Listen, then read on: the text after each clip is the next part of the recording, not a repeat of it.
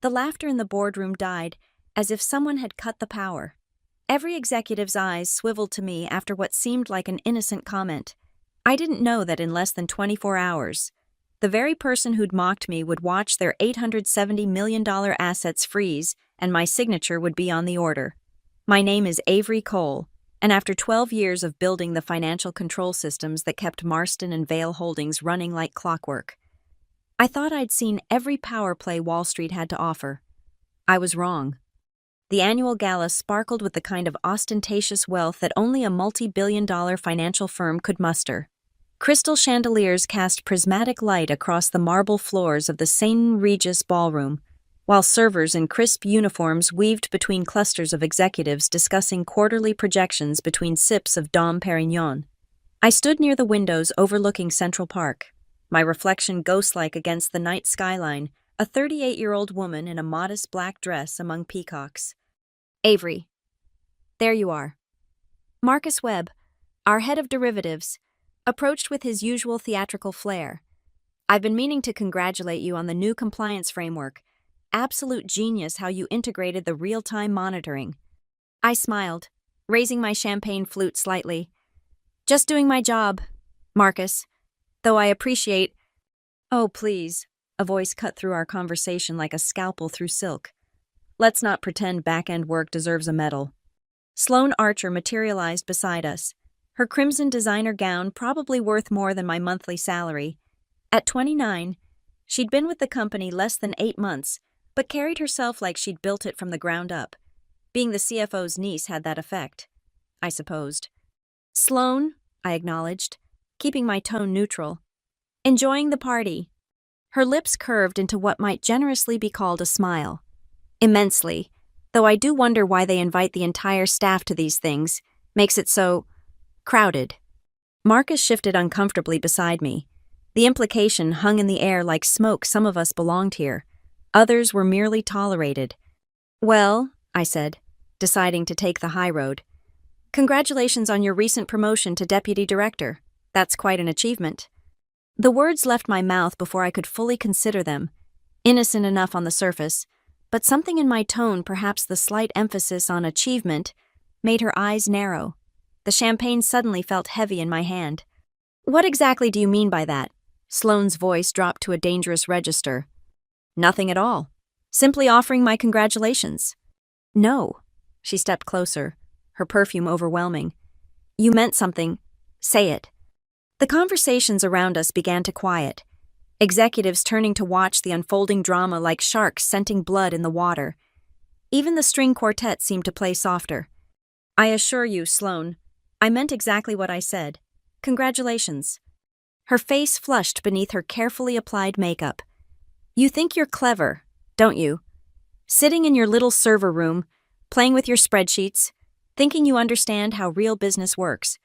Sloane, Marcus attempted to intervene, but she silenced him with a gesture. No, I want to hear what our systems architect thinks. Please, Avery, enlighten us with your wisdom. I set down my glass carefully on a nearby table. I think we should enjoy the party. This isn't the time or place. Security, Sloane called out, her voice carrying across the ballroom. 2 uniformed guards appeared as if summoned from thin air. Ms. Cole appears to have had too much to drink. Please escort her to conference room B. We need to discuss appropriate workplace behavior.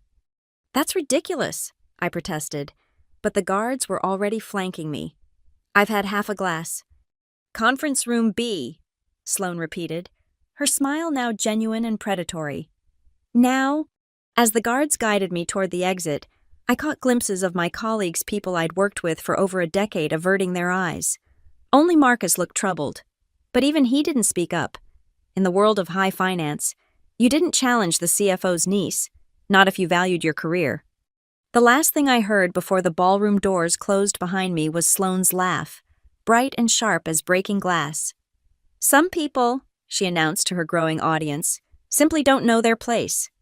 I didn't know it then, walking between those guards like a criminal, but Sloane Archer had just made the biggest mistake of her life. In trying to humiliate me, she'd activated something far more dangerous than her pride could comprehend, a failsafe I'd built into the very foundation of the company's financial infrastructure. The conference room waited ahead, sterile and imposing, but I walked toward it with my head high, already feeling the first stirrings of what would become her downfall. Conference Room B felt like a tribunal chamber despite its modern furnishings. The guards positioned themselves by the door while Sloan swept in, followed by two junior managers I recognized from her department, Tyler Reeves and Miranda Cho, both eager climbers who'd hitched their wagons to her rising star. "Sit," Sloan commanded, gesturing to a chair at the far end of the polished table. She remained standing, a power play as transparent as it was effective. I sat, keeping my expression neutral despite the fury building in my chest. 12 years of flawless service, and this was my reward, being hauled before a kangaroo court run by someone who'd been handed her position on a silver platter. "Do you know why you're here?" Sloan began, pacing slowly like a prosecutor. "Because you didn't like my congratulations." Tyler snickered. Miranda pulled out an iPad, ready to document whatever farce was about to unfold. "Because," Sloan said, leaning on the table, "you violated company protocol regarding respectful workplace communication. Your comment at the gala was clearly intended to undermine my authority and create a hostile work environment." "That's absurd." "Is it?" She straightened, smoothing her gown. "Multiple witnesses heard your sarcastic tone, the way you emphasized achievement, clearly implying I didn't earn my position." "I implied nothing. You're reading intentions that weren't there." "Am I Tyler? Did you hear Ms. Cole's comment?" Tyler nodded eagerly. "Definitely sarcastic. Inappropriate for sure." "Miranda." "Completely unprofessional," Miranda chimed in, not even looking up from her typing. I stared at them both, these children playing at corporate politics. "You weren't even near us when I spoke." "They were close enough," Sloan said dismissively. "The point is, Avery, you've forgotten your place in this organization. You're not an executive, you're not a decision-maker, you're technical support. A glorified IT worker who somehow thinks building a few databases makes her indispensable." The words stung, but I kept my face impassive. Those few databases process $8 billion in transactions daily. The compliance framework I designed has prevented 17 major SEC violations in the last year alone. "Numbers on a screen," Sloan waved her hand. "Anyone with a computer science degree could do what you do. The real work strategy, relationships, deal-making, that's what matters. And frankly, you don't have the breeding for it." Breeding. There it was. The quiet part said out loud. "Is that your professional assessment?" I asked quietly. "It's a fact." She pulled out a pre-prepared document from Tyler's briefcase, "which is why, effective immediately, your employment with Marston and Vale Holdings is terminated." The paper slid across the table toward me. I didn't touch it. "On what grounds?" "Insubordination, creating a hostile work environment, conduct unbecoming a senior employee," she smiled. "Take your pick." "This is illegal. I'll contest." "With what money?" Sloan's smile widened. "Legal battles are expensive, Avery. Besides, who do you think the board will believe, the CFO's trusted deputy director, or a disgruntled former employee who publicly embarrassed herself at a company function?" I stood slowly, finally understanding the full scope of her game. This wasn't about a perceived slight, it was about power, pure and simple. I was a reminder that competence could exist outside her nepotistic bubble, and that threatened her. "Security will escort you to clear out your desk," she continued. "You have 15 minutes. Any company property, including any codes, passwords, or proprietary information, remains here. Attempt to take or access anything, and we'll pursue criminal charges." "Miranda, make sure to send a company-wide memo," Sloan added. "I want everyone to understand that disrespectful behavior toward leadership will not be tolerated, regardless of tenure." The two guards moved to flank me again. This time, I noticed one of them, Rodriguez, who I'd helped set up college funds for his kids through the company's investment portal, wouldn't meet my eyes. 15 minutes, Sloan repeated. "Starting now." As I was marched through the hallways, I'd walked for over a decade, past the servers I'd configured, the systems I'd built from scratch. I felt something shift inside me. Not break shift, like tectonic plates realigning before an earthquake. Colleagues pressed themselves against walls to avoid being associated with my walk of shame. Some pretended to be absorbed in their phones, Others simply turned away. The news had already spread, probably via Sloane's efficient gossip network. My desk was exactly as I'd left it 3 hours ago, before the gala that had somehow become my professional funeral. I began placing personal items into the cardboard box Rodriguez had procured: a photo of my parents, my MIT alumni mug, the small cactus that had somehow survived 5 office moves. "I'm sorry," Rodriguez whispered when Sloane's minions weren't looking. "This isn't right." I met his eyes for the first time. "It's not your fault." 14 minutes later, I stood in the lobby, holding a box containing 12 years of memories. Sloane appeared on the mezzanine above, still in her gown, watching to ensure I left. Our eyes met across the distance, and she gave a small, victorious wave. I walked through the revolving doors into the New York night, the city lights blurring through unexpected tears, not of sadness, but of pure, crystallized rage. Behind me, the Marston and Vale Holdings Tower rose into the darkness, a monument to everything wrong with corporate America. They thought they'd destroyed me. They thought I'd slink away, defeated and forgotten. They had no idea what they'd just unleashed. The November wind cut through my dress as I stood on the sidewalk, box in hand, watching taxis stream past. That's when I felt my phone vibrate. A notification I'd never seen before illuminated the screen: Safeguard Protocol activated Level 3, monitoring engaged. Despite everything, I smiled. My hands trembled slightly as I stood on the sidewalk, staring at the notification on my phone. The Safeguard Protocol, I'd almost forgotten about it. 3 years ago, after watching another talented colleague get railroaded out of the company through political maneuvering, I'd built a fail-safe into the financial control system, not out of paranoia, but out of pragmatism. In the cutthroat world of high finance, insurance came in many forms. I hailed a taxi, giving the driver my apartment address in Brooklyn. As the city lights blurred past, I pulled up the secure app hidden behind what appeared to be a simple calculator interface. My biometric login still worked. They'd been so eager to humiliate me, they'd forgotten to revoke my access immediately. Amateurs. The Safeguard Protocol was elegant in its simplicity. When triggered by the deactivation of my primary credentials, it would automatically create encrypted backups of all financial data I'd accessed in the past 90 days. But more importantly, it would begin monitoring and recording all system changes, especially those affecting the reports I'd personally validated. By the time I reached my apartment, 3 more notifications had appeared. Someone was already in the system, making changes, at 11:47 p.m. on a Friday night. How interesting. I set the box of my belongings on the kitchen counter and opened my laptop. The protocol had been routing copies of all flagged activities to a secure cloud server, one completely disconnected from Marston and Vale's infrastructure. What I saw made my breath catch. Multiple entries were being modified in the quarterly report I'd signed off on just yesterday. Numbers shifting, decimals moving, entire transactions being reclassified. The digital fingerprints were sloppy, rushed someone panicking, trying to cover tracks they'd thought would remain hidden under my watchful eye. The user ID belonged to Sloane Archer. I poured myself a glass of wine and settled into my home office chair, watching the data stream in real time. She was systematically altering entries related to several offshore accounts, moving hundreds of millions in questionable assets into seemingly legitimate categories, the kind of restructuring that would make toxic investments look pristine to auditors. But why now? Why tonight? Then it hit me. The SEC review.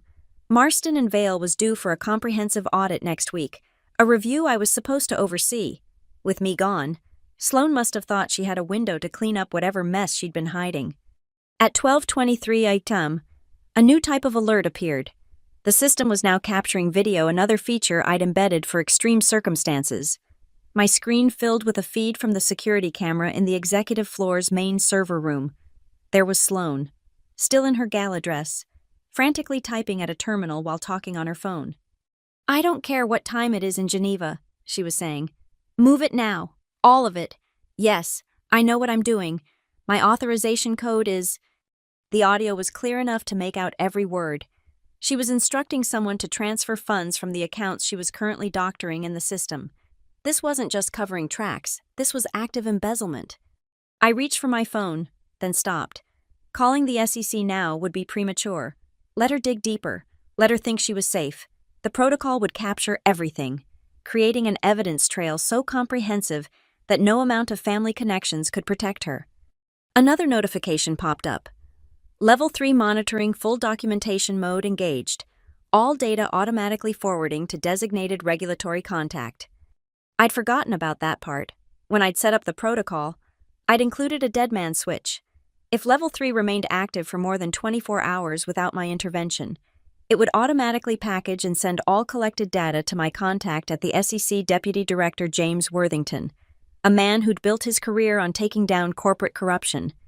Which meant that by tomorrow night, if I did nothing, Sloane Archer would be under federal investigation. I took another sip of wine, watching her work.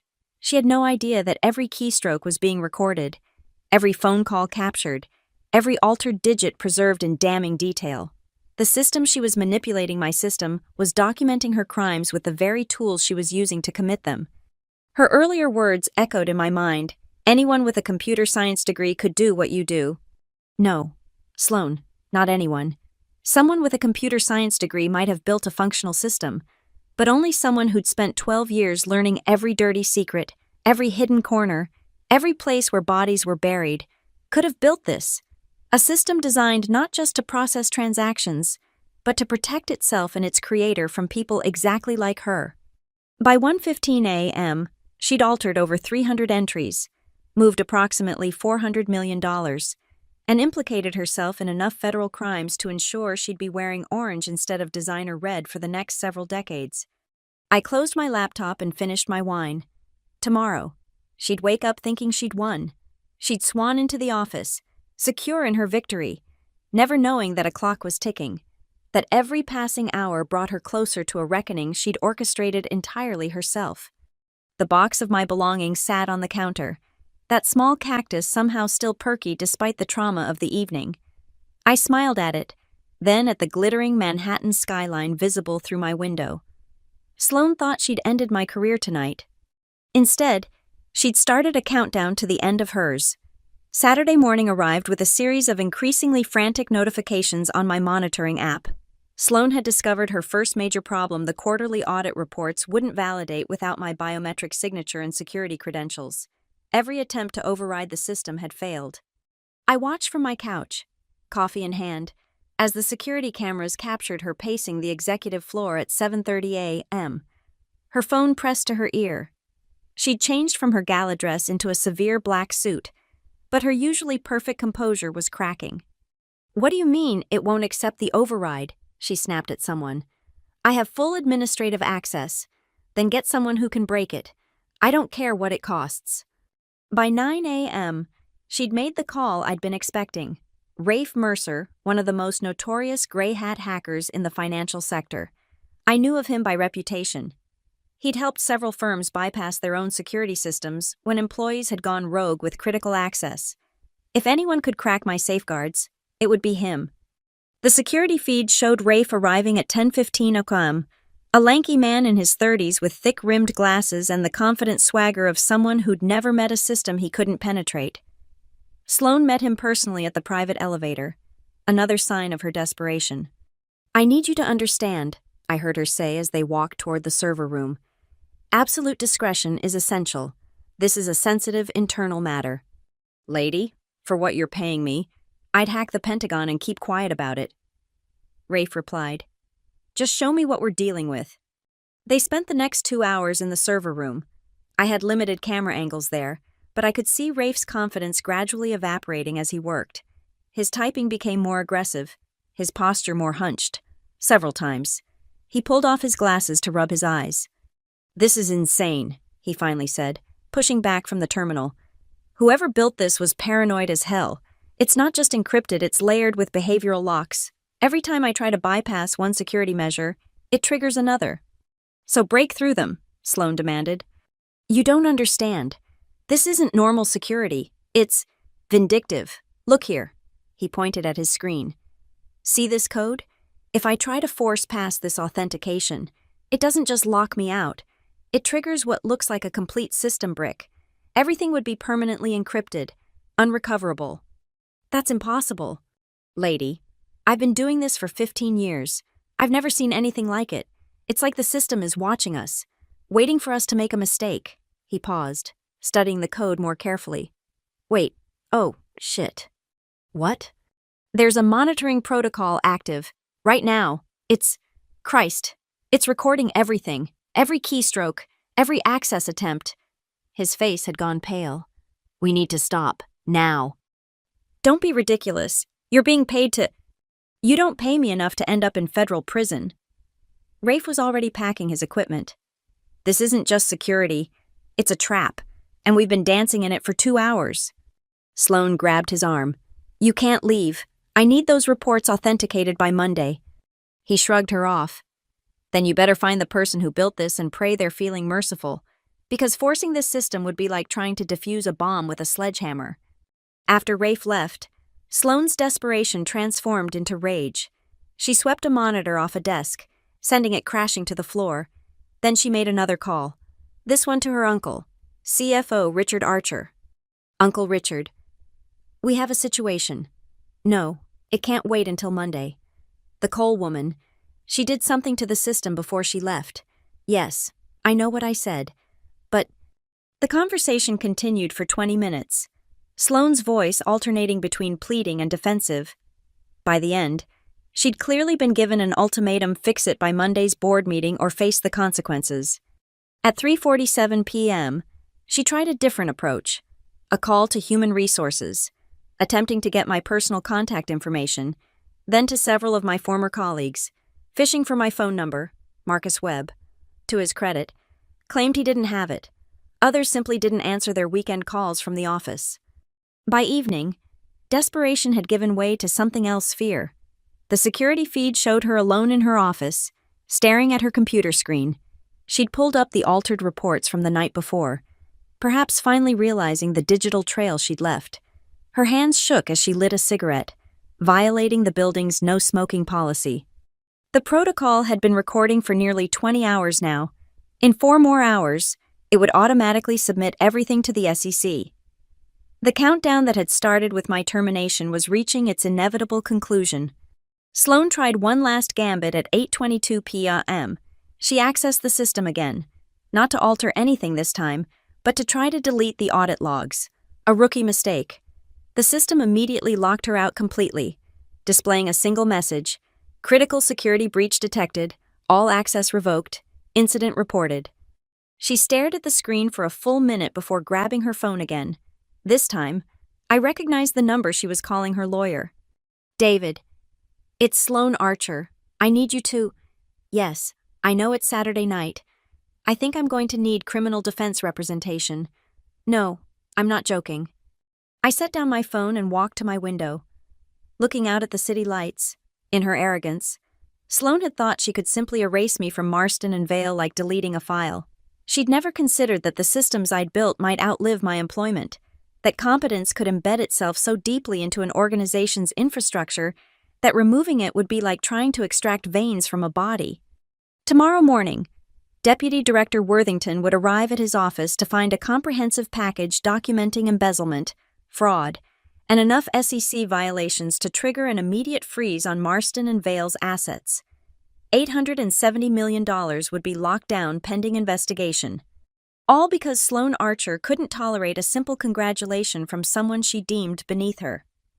Sunday arrived with an unexpected gift. At 4:17 a.m., my monitoring system captured something I hadn't anticipated. Sloane had returned to the office in the dead of night, and she wasn't alone. 2 men in maintenance uniforms followed her to the server room, but their movements were too precise, too careful for janitors. The high-definition feed revealed everything in damning clarity. Sloane was directing them to physically disconnect specific servers, the ones housing the audit data. What she didn't realize was that the safeguard protocol had already migrated all critical information to redundant systems. She was essentially kidnapping empty shells, while the real evidence lived safely elsewhere. "Careful with that one," she instructed, pointing at a server rack. "Everything needs to look like a power surge, natural failure." One of the men, clearly more experienced in this kind of work, shook his head. "This won't fool anyone who knows what they're looking for. Forensics will—" "Just do it," Sloane cut him off. I'm not paying you for opinions. They worked for 3 hours, methodically sabotaging equipment worth millions of dollars. But the most valuable moment came at 7:43 a.m. when Sloan made a critical error. Standing directly in front of the camera, she pulled out a USB drive and inserted it into a terminal that had remained powered on. The system captured everything as she navigated to hidden directories I hadn't even known existed. Folders within folders, labeled with innocuous names but containing something far more sinister. She began copying files, not deleting them, but duplicating them to her drive. Insurance of her own, perhaps, or evidence she needed to hide more permanently. The file names flashed across my screen as the system logged her activity. Geneva Transfers 2023 XLSX. Offshore Allocation Master. PDF. Rarcher Authorization Codes. Doc. That last one made me pause. Rarcher Richard Archer, her uncle, the CFO himself, was implicated in whatever she was trying to hide. At 8:20 a.m., something even more extraordinary happened. Sloan opened a secure messaging application and began typing. The system captured her screen in real time as she communicated with someone identified only as Phoenix 1. Emergency extraction needed. Situation compromised beyond recovery. Total. The architect built a dead man switch. Estimate federal involvement within 24-48 hours. Understood. Burn protocols activated. You have 6 hours to clean house. What about the others? They're on their own. Priority is containing primary exposure. Delete everything and go dark. Sloan's fingers flew across the keyboard, and I watched in fascination as she began executing what could only be described as a financial massacre. She was severing connections, closing accounts, and transferring massive sums to numbered accounts in jurisdictions without extradition treaties. This wasn't just fraud. This was an entire criminal organization unraveling. She pulled up another hidden partition and began a systematic deletion process. But in her haste and panic, she'd forgotten one crucial detail: she was still operating within my monitoring system. Every file she deleted was captured first, every transfer recorded, every desperate keystroke preserved. The scope of what I was witnessing went far beyond what I'd initially suspected. This wasn't just about doctored reports or hidden losses. Sloan and her uncle had been running a massive embezzlement scheme, siphoning money from client accounts into offshore holdings. The numbers scrolling across my screen were staggering, not millions, but billions in misappropriated funds. At 9:37 a.m., Sloan made her final mistake. She accessed a directory labeled Insurance and began uploading files to what appeared to be a blackmail repository. Photos, documents, recordings leverage against board members, regulators, even law enforcement officials. The corruption ran deeper than I'd ever imagined. But every single piece of evidence she thought she was securing was simultaneously being copied to my servers and packaged for the SEC. She was essentially building the prosecution's case against herself, file by damning file. By 10 a.m., she was done. The servers lay in ruins, drives destroyed, connections severed. She stood in the wreckage of the server room, breathing heavily, probably believing she'd covered her tracks. The 2 men in maintenance uniforms packed up their equipment and left without a word. Sloan remained for a moment longer, staring at the destruction. Then she spoke, apparently to herself, but clearly for any recording devices. Server malfunction due to power surge. Catastrophic data loss. No evidence of tampering. She couldn't have been more wrong. The safeguard protocol had captured not just her crimes, but her consciousness of guilt, her attempts to obstruct justice, and most damningly, evidence of a conspiracy that reached to the highest levels of Marston and Vale Holdings. I saved a local backup of everything encrypted and stored across multiple secure drives. The automated SEC submission would happen in less than 14 hours. But what I now possessed went beyond a simple corporate malfeasance case. This was evidence of systemic corruption, federal crimes, and an international money laundering operation. Sloan left the building at 10:47 a.m., probably to catch a flight to somewhere without an extradition treaty. She moved with the confident stride of someone who believed they'd won, who thought they'd outmaneuvered a lowly systems architect. But every step she took was recorded, every crime cataloged, every co-conspirator identified. I picked up my phone and scrolled through my contacts, stopping at a number I'd hoped never to use. Special Agent Sarah Kellerman, Financial Crimes Division, FBI. We'd met years ago when she'd investigated a different firm where I'd briefly worked. She'd given me her card, saying, "If you ever see something that makes your stomach turn, call me." My stomach had been turning for the past 36 hours. But first, I wanted to see how Monday would play out. The SEC would receive their package automatically at midnight. By market open, Marston and Vale would be in crisis, and somewhere, probably on a beach in a non-extradition country, Sloane Archer would learn that all her careful planning had been undone by the very person she'd dismissed as insignificant. The irony was perfect. She'd called me a glorified IT worker. She was right, and that glorified IT worker had just documented enough evidence to bring down a billion-dollar criminal enterprise. Monday morning arrived like a tsunami hitting Wall Street. At 9:30 a.m., I watched the chaos unfold from my laptop, the financial news channels providing a symphony of panic and speculation. "Breaking news from the financial district," the Bloomberg anchor announced, her usually composed demeanor cracking. Marston and Vale Holdings stock has been halted after plummeting 47% in pre-market trading. The SEC has announced an emergency investigation into what they're calling systematic fraud of unprecedented scope. I switched to the live feed from outside Marston and Vale's headquarters. Federal agents were streaming into the building, boxes in hand, while employees gathered in confused clusters on the sidewalk. The stock ticker at the bottom of the screen told the story in brutal numbers. M&V Holdings, trading halted, $870. In assets frozen pending investigation. My phone hadn't stopped ringing since 8 a.m. Unknown numbers, former colleagues, reporters who'd somehow gotten my contact information. I ignored them all, waiting for the one call that mattered. It came at 10:47 a.m. "Ms. Cole," the voice was professionally neutral. "This is Director Harrison from the Marston and Vale Board. We need to speak with you urgently." "Director Harrison," I acknowledged. "I heard about your situation." "Our situation." His laugh was bitter. "Ms. Cole, our entire financial system is locked. The SEC is crawling through our offices. We have billions in transactions that can't be processed because everything requires your authorization. Authorization you no longer have the ability to provide." "That's unfortunate." "Unfortunate. Do you have any idea what you've done? Our investors are panic selling. 3 major deals have collapsed.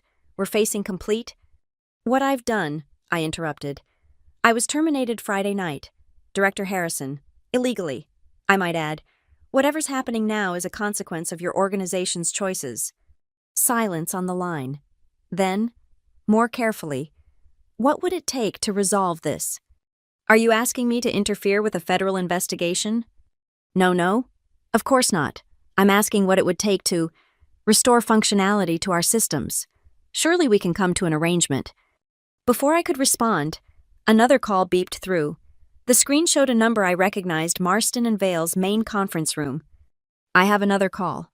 Director Harrison. Perhaps we can continue this later." I switched lines to find myself on a conference call. Multiple voices talked over each other until someone, Richard Archer, by the sound of it, called for order. "Ms. Cole, you're on speaker with the entire board. We need to discuss the immediate crisis facing our firm." "Mr. Archer," I said calmly, "shouldn't you be more concerned about your missing niece? I heard she didn't show up for work this morning." The silence that followed was deafening. That's not relevant to this discussion," he stammered. "We need to focus on unlocking our systems." "Your systems are operating exactly as designed," I replied. "When a critical security breach is detected, they protect themselves and alert the appropriate authorities. The fact that you're locked out suggests something triggered those protocols." "You know damn well what triggered them." Another voice. "Maybe the head of legal—" "Your termination." "My illegal termination," I corrected, which, coincidentally, occurred just hours before someone attempted to manipulate hundreds of millions in financial records. Curious timing, wouldn't you say? More silence. In the background, I could hear muffled conversations. Someone whispering urgently about FBI agents in the records room. "What do you want?" Richard Archer finally asked, his voice stripped of its usual authority. "What I want is irrelevant. The SEC has everything they need. But if you're asking what it would take to restore partial functionality to prevent complete collapse, I paused, letting them sweat. I'd need several guarantees, in writing, notarized, and reviewed by my legal team. Anything, someone said desperately. First, immediate reinstatement with a formal apology and admission of wrongful termination. Second, Sloan Archer's immediate termination and a public statement about her actions. Third, my consulting firm Cole Systems LLC, established this morning, will take over management of all financial control systems under a 10-year contract at market rates. That's extortion, the legal voice sputtered. No, that's business. You have approximately 4 hours before the markets close. Every minute you delay, more investors pull out, more deals collapse, more value evaporates. Your choice. Richard Archer's voice was barely above a whisper. You planned this. I planned nothing. I built a system to protect the integrity of financial data. Your niece triggered that system when she tried to commit federal crimes. The fact that she had access and authority to attempt such crimes, that's on you. In the background of the call, I heard a commotion. New voices, authoritative and demanding. FBI, everyone step away from your computers. I believe you have visitors, I observed. Should I let you go? Wait. Richard's desperation was palpable. The contracts will sign anything. Just help us. Have your legal team send the documents to my attorney. I provided the contact information for the firm I'd retained Saturday afternoon. Once everything is properly executed, I'll consider providing limited assistance to ensure your legitimate operations can continue. Well, I'll need to ensure any assistance I provide doesn't interfere with the federal investigation. Won't I? I'm sure you understand. The line erupted in multiple arguments, but I'd heard enough. I ended the call and returned to watching the news coverage. A reporter was interviewing a shell-shocked Marston and Vale employee who'd been escorted from the building. It's surreal, the woman was saying. Friday we were celebrating at the gala, and today FBI agents are boxing up our computers. Nobody knows what happened. I knew. Sloan Archer had happened. In her arrogance and entitlement, she'd lit a fuse that had blown up not just her own career, but potentially the entire firm her uncle had spent decades building. My phone buzzed with a text from an unknown international number. You destroyed everything. I'll make you pay for this. Sloan, still convinced she was the victim in this story. I typed back, good luck with that from whatever beach you're hiding on. Enjoy the view while it lasts. Extradition treaties are such pesky things. No response came, but I hadn't expected one. She was probably too busy watching her family's empire crumble on the international news, knowing that every document she'd tried to hide was now in federal hands, every crime she'd committed preserved in perfect digital clarity. The Bloomberg anchor returned with breaking news. We're now learning that the SEC investigation into Marston and Vale Holdings involves allegations of embezzlement exceeding $3 billion. Several board members are reportedly negotiating plea deals. The CFO, Richard Archer, has been taken into custody. I closed my laptop and walked to my window. Looking out at the city, somewhere in that maze of glass and steel, a financial giant was falling, all because they'd forgotten a simple truth: the people who build the foundations have the power to shake them. My phone rang again. This time, I answered. Ms. Cole. This is Deputy Director Worthington from the SEC. I wanted to personally thank you for the comprehensive package we received. In my 30 years of financial oversight, I've never seen documentation this thorough. Just doing my civic duty, Director Worthington. Indeed. We'll need you to provide testimony, of course, but I wanted you to know your systems caught something huge. This goes beyond Marston and Vale. We're looking at an entire network of financial corruption. After we hung up, I made myself coffee and settled in to watch the continuing coverage. By market close, Marston and Vale Holdings would be worthless, its assets frozen, its executives under investigation or fled. All because Sloan Archer couldn't tolerate a simple congratulation from someone she deemed beneath her notice. By 2:30 p.m., the documents arrived at my attorney's office. I sat across from Janet Willows, one of New York's premier contract lawyers, as she reviewed the terms with barely concealed amazement. They've agreed to everything, she said, adjusting her reading glasses. Immediate reinstatement, public apology, And your consulting firm gets exclusive control of their financial systems for 10 years at, my God, these rates. They're desperate, I observed. The FBI is seizing evidence, the SEC has frozen their assets, and every minute their systems remain locked costs them millions. They've also added something you didn't request, Janet noted. Full indemnification and a guarantee that you'll face no legal repercussions for any actions taken in relation to your termination or the subsequent system lockdown. They're scared I might be implicated in Sloane's crimes. Are you? The opposite.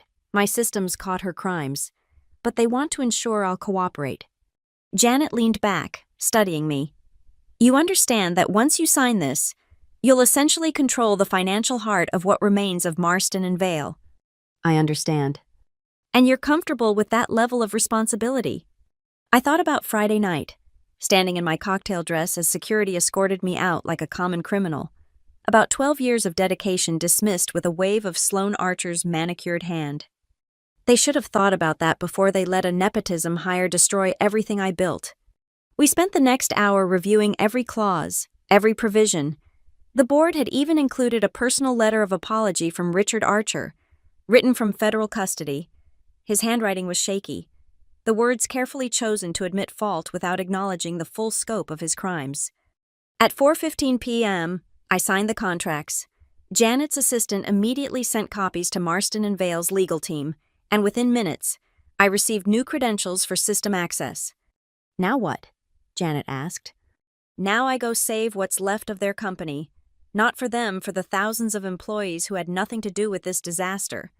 I returned to Marston and Vale Holdings at 5 p.m., this time through the main entrance. The lobby was chaos FBI agents, confused employees, and shell-shocked executives moving like ghosts through a building that had once hummed with financial power. Marcus Webb spotted me first. Avery, what are you doing here? Working, I replied, holding up my new identification badge. Conference room A. Please, I need all department heads who haven't been arrested. Word spread quickly. Within 20 minutes, the conference room filled with the surviving leadership, those who'd been too low on the hierarchy to be involved in Sloane and Richard's schemes. They looked at me with a mixture of hope and confusion. Here's the situation, I began, standing at the head of the table where Sloane had once held court. The FBI has seized primary servers as evidence. The SEC has frozen all flagged accounts, but your legitimate operations payroll, client services, basic trading functions can be restored. How? Someone asked.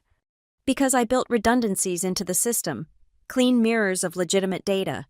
Isolated from the compromised sections, I can restore partial functionality, but there are conditions. I outlined the new reality. Every transaction would be monitored, every access logged. Complete transparency with federal investigators, no more offshore shells, no more creative accounting, no more hiding behind complex financial instruments. This is our chance to rebuild, I concluded. Clean, legitimate, transparent. Anyone who has a problem with that should leave now. No one moved. I spent the next 3 hours working with my former team, now my employees, technically to restore critical systems. The FBI agents watched with interest as I navigated the complex architecture, unlocking what could be saved while maintaining the integrity of their evidence. At 8:47 p.m., the first legitimate trade in 12 hours processed successfully. A small cheer went up from the trading floor. It wasn't much, volume was down 90%, and major clients had fled, but it was a start. Director Harrison found me in the server room at 9 p.m. He looked like he'd aged a decade since morning. The board wanted me to thank you, he said quietly. We know we don't deserve your help after what happened. You're right. You don't. I didn't look up from the terminal I was configuring. But the junior analysts, the administrative staff, the people who actually keep this place running, they don't deserve to lose their jobs because your board let nepotism and greed run wild. For what it's worth, none of us knew what Richard and Sloane were doing. No, you just knew she wasn't qualified for her position. You knew she was vindictive and petty. You saw her terminate a senior employee for no valid reason and did nothing. Now I did look at him. Your ignorance isn't innocence, Director, it's negligence. He flinched but didn't argue. By 10 p., basic functionality was restored. Legitimate clients could access their accounts. Payroll would process. The company would survive, though in a dramatically diminished form. I stood in the executive conference room, looking out at the city lights. This morning, this had been Sloane's domain. Tonight, federal investigators were boxing up her office contents as evidence. My phone buzzed, a message from an unknown number, but this time domestic. "This is S.A. Kellerman. Heard you had an interesting day. The Archer investigation is expanding internationally. Your documentation is making our job much easier. Thank you."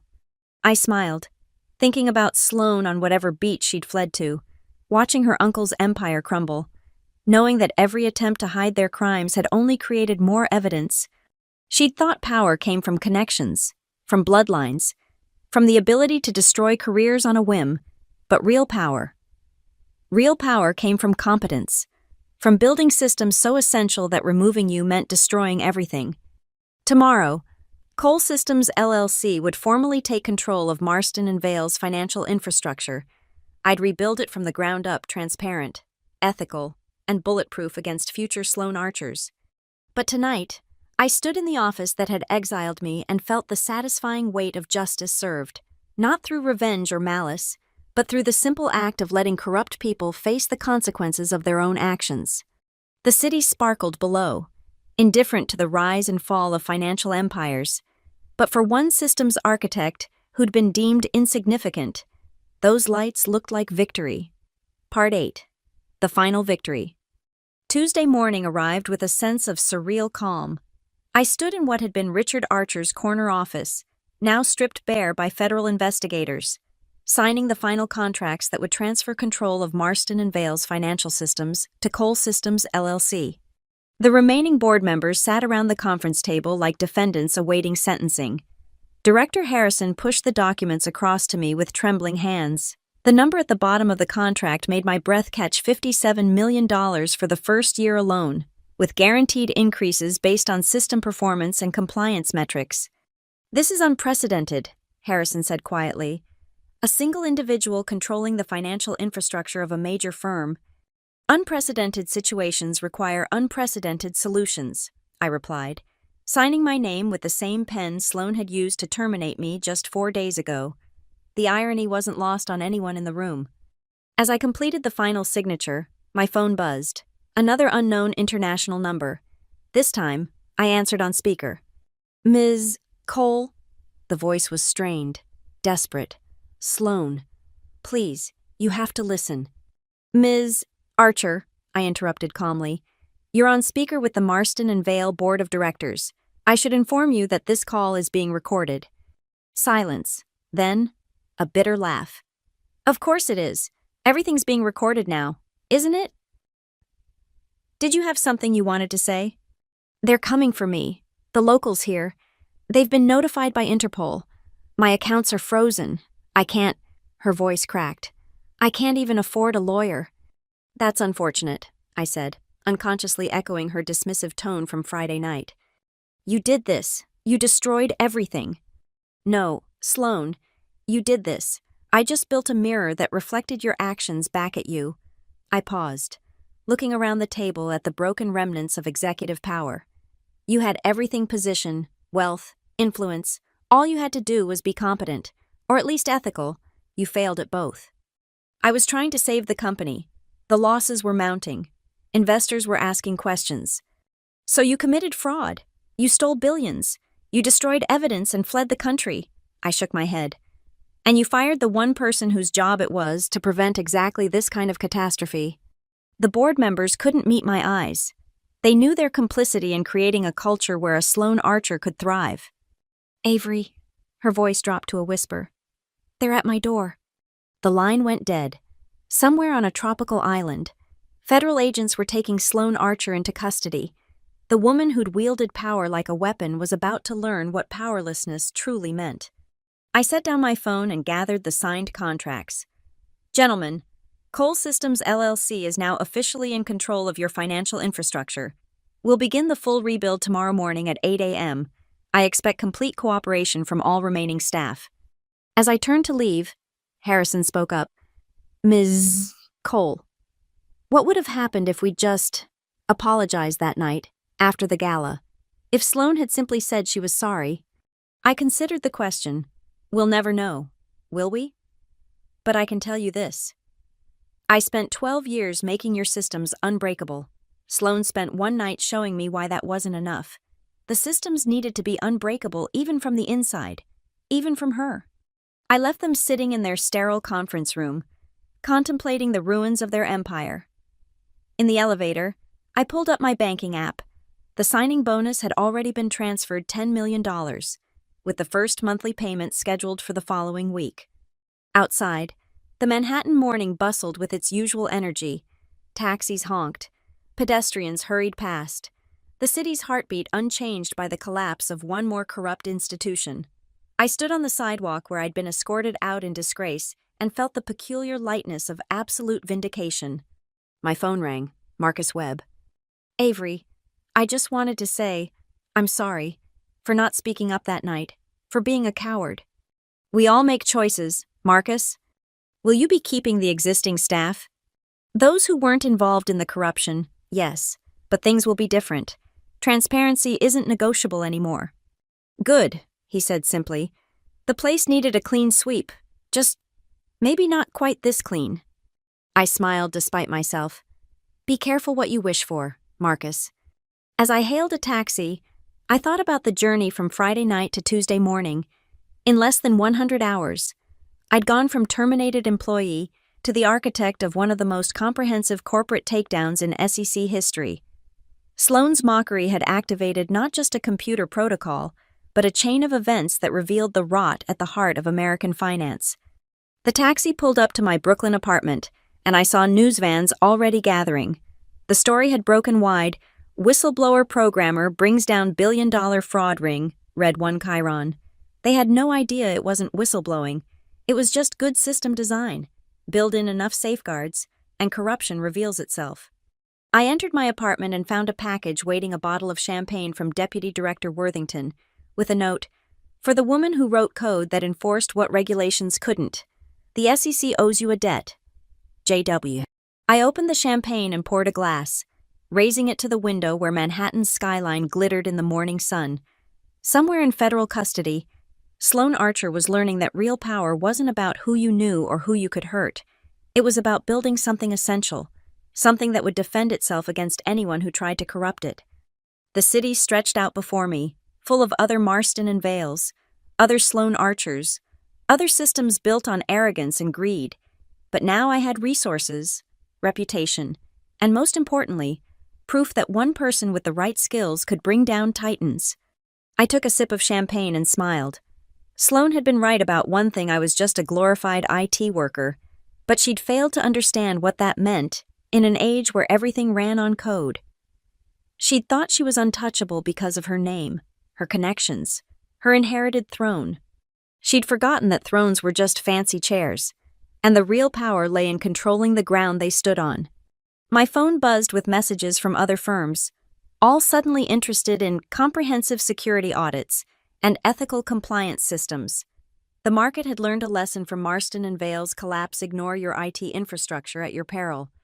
I walked to my home office, where the small cactus from my old desk sat in the window. It had survived the chaos, just like me. Unlike Sloane Archer, we knew how to endure, how to thrive in hostile environments, how to wait for the perfect moment to bloom. The city hummed with possibility, and I had work to do. Real work. The kind that built foundations strong enough to support honest business and sophisticated enough to expose those who would corrupt it. As I settled at my desk to begin designing the new Marston and Vale architecture, I thought one last time about that moment in the ballroom, Sloane's laughter cutting through the air, her dismissive wave, her absolute certainty that I was beneath consideration. She'd been wrong about everything, but most catastrophically, she'd been wrong about what mattered. In a world built on systems, the person who understands those systems holds all the cards. And I didn't just understand them, I built them. Thank you for listening to this story of corporate justice and revenge served digitally cold. I'm curious, where in the world are you listening to this tale? Drop a comment below and let me know. And if this story of a systems architect's triumph resonated with you, please subscribe to the channel and share your thoughts. Have you ever witnessed workplace injustice that made you dream of such perfect revenge? I'd love to hear your stories in the comments.